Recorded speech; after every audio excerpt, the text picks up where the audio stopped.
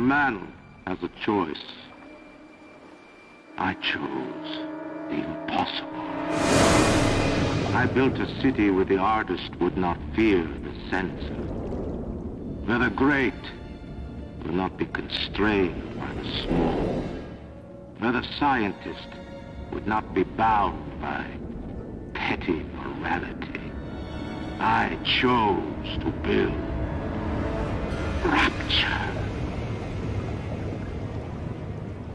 What does the world do when a man seeks to go beyond the ordinary? When his vision surpasses the mundane and he dares to dream of greater things? How does the populace react to such a man whose foresight sees a future of endless possibilities, rather than the reality which is set in stone before them?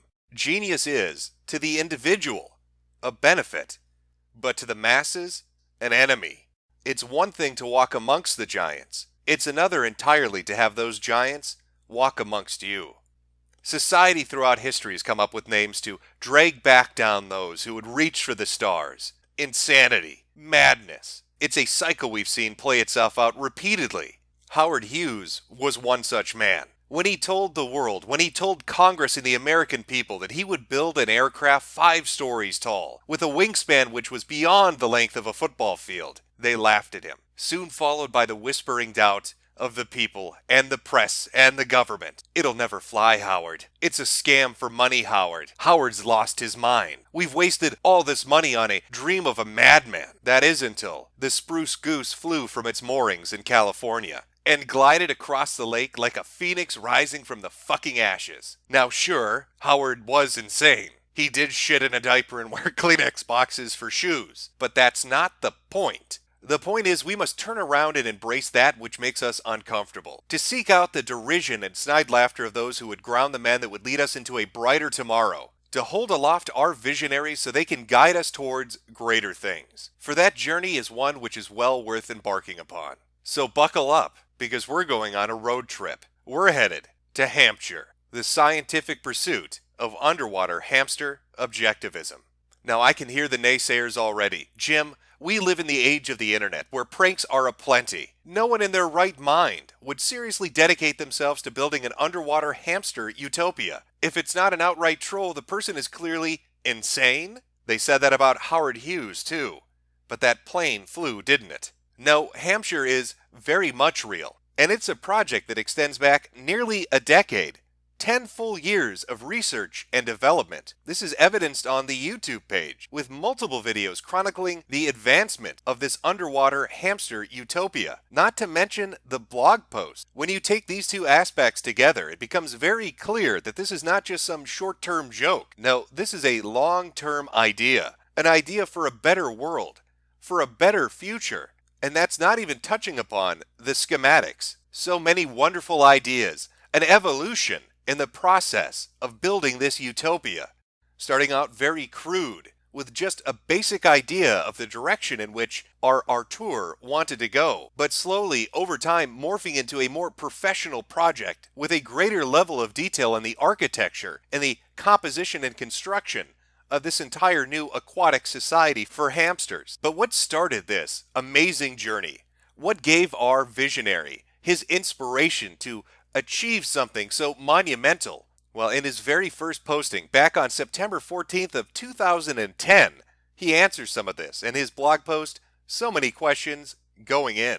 As we tumble ass backwards into a terrifying future which in no way resembles what we were promised by seemingly credible cartoons. On the way down, we occasionally snag our balls on gems like Danish visionary Peter Madsen, the man who is paving the way for ordinary people to go into space and die there spectacularly. Or Lloyd Godson, a highly motivated but unfortunately Australian gentleman who proved that even on a woman's salary you can construct and live in a homemade underwater habitat, a biosub, which replenishes its own air supply every time you pee into a vat full of algae. Great news for those who don't mind smelling more like pee than normal.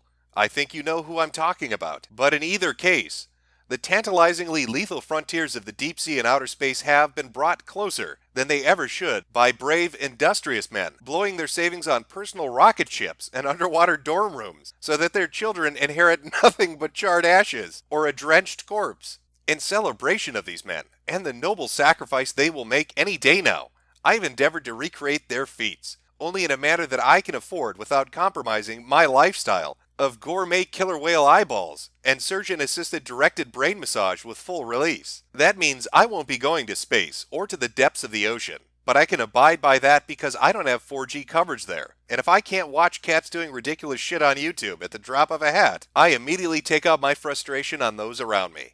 The superior option is to send man's tiniest, hairiest, finger-bitingest friend, the hamster. I love hamsters. It would trade 1 billion Snookies, or Kendras, or Tila Tequilas for even one hamster, or for none.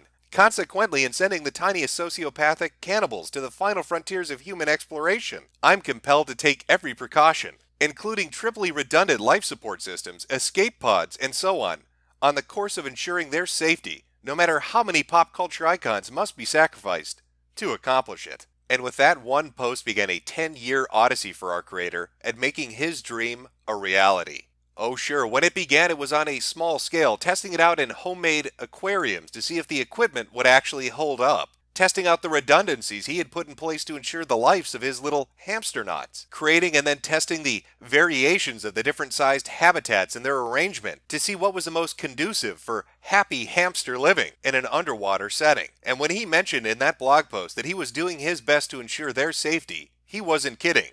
Putting in double to triple redundancies to make sure that they led happy little lives. Up here, we follow the airline, goes to the source, an Azu non-stop aquarium air pump. I chose this, despite the fact that it was about $90 over cheaper equivalents because of the non-stop bit. Inside, there's a sealed lead-acid battery of the type commonly used for the starter motors on motorcycles, and it will keep this compressor running as it is now for about 14 hours. Of course, in the event of a power outage, I wouldn't sit there and watch it run. I would use that time to get the hamsters out of the water, but 14 hours is a pretty big margin of safety, which is why I like it. And just as a demonstration, don't be alarmed, I'm going to unplug this. And there you have it. No grid power. It's now running completely on battery. Go over to the habitat. Exhaust is still bubbling. Air is still flowing. Everyone's happy.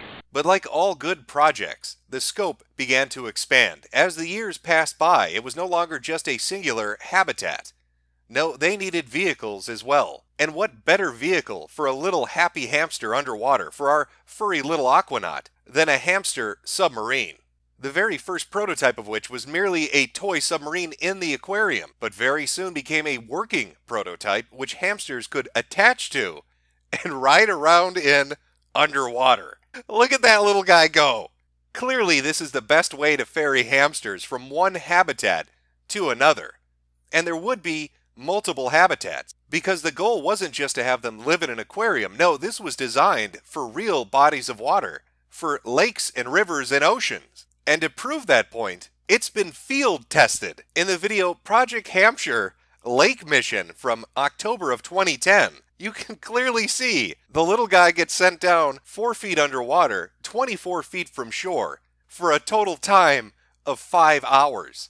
And faced with the realization that our little hamster knots, our little aquatic furry animals, would be riding around in their submarines from one habitat to the other, why not expand even further? Why not take the Earth Rover project and maybe retrofit it to give our little hamsters robotic tanks? Because what's more important when you're underwater and the size of a hamster than having a fully automated killing machine? You know, those sea otters are real assholes, and they need to be taught a lesson every once in a while. And so for many years the project was going smoothly, expanding every once in a while, trying out new variations and ideas. It seemed like an underwater hamster utopia for objectivism was actually going to succeed. And our creator didn't let anything get him down at this time, even when others stole parts of his idea. I'm looking at you, Blizzard. Don't tell me you thought that up on your own. We know where you stole it from.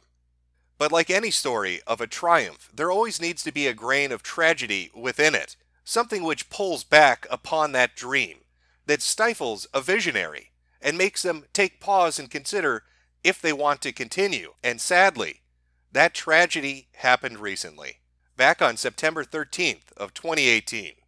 Rip George and Scott. I went on vacation recently, leaving a certain roommate in charge of feeding my hamsters. In retrospect, I should have not entrusted him with this task. I arrived home to find them dead in their cages because he had forgotten about them. Because of this, I had him evicted. I will be holding off on buying new hamsters for a while, to mourn the loss of George and Scott. They were very old at least, and lived full lives. Still, it's an infuriatingly senseless way for them to die.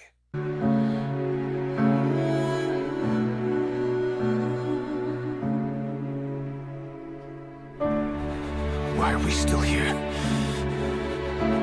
Just to suffer?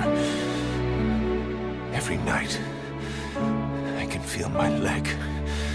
And so our brave little aquanauts, our pioneers in the field of underwater habitat living, died at the hands of a callous roommate who forgot to fucking feed them. And with that, the project came to an end. No longer possessing his beloved hamsters, motivation seemed to slip away from our creator. How would he pursue this goal, this vision of the future, without those that he had brought along the way? Was underwater hamster objectivism meant to die a death that day? Or would our creator, like Howard Hughes, fly that spruce goose right up the ass of all the doubters? Hello in there. Are you ready to choose the impossible? We're back in business. It's full throttle ahead for underwater hamster objectivism. Now, if you, like me, love visionaries and appreciate genius for what it is, I will include his Patreon link in the description below. Rest assured, after looking through the numerous videos, blog posts, and schematics, he actually does use the money to build underwater hamster habitats. And years from now, when you're sitting down and explaining to your grandchildren why they can't afford to go to college because you funded an underwater habitat for hamsters, rest assured you made the right call, because they're fucking adorable and they deserve submarines. It doesn't matter what else you do with your life. As soon as you put hamsters underwater, you become the underwater hamster guy.